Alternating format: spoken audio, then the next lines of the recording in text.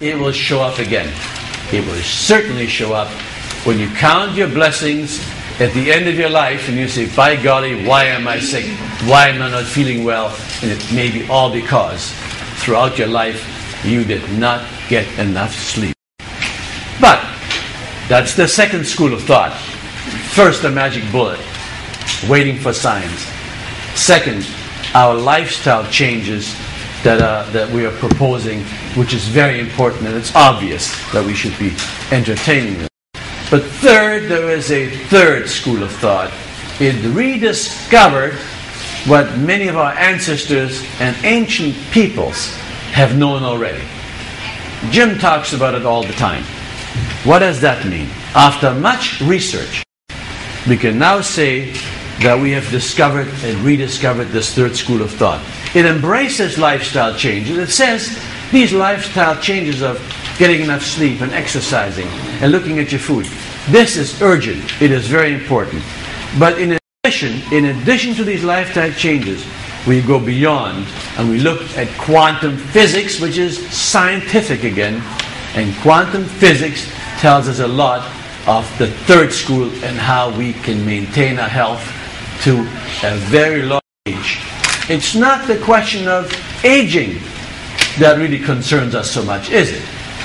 But what concerns us is getting sick while you age. Degenerative diseases are important to recognize while you're being to age. So, aging is fine, but we want to age in a way that keeps us vigorous, healthy, and youthful looking.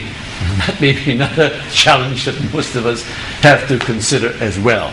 Now, let's look at the new science of quantum physics and what it tells us about the science of aging.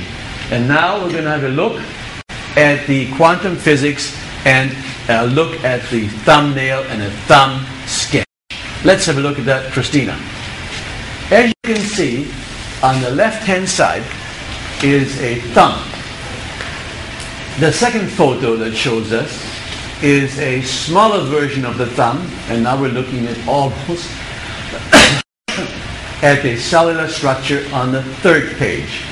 The third photo will show you how we go from the thumb, smaller, to the cellular structure within the thumb. In other words, we're getting smaller and smaller. The fourth one, and then the fourth one shows you a minute cell structure. The fifth one shows mitochondrion, which are the batteries in each cell. These batteries convert what the body takes from a bloodstream and converts it into energy.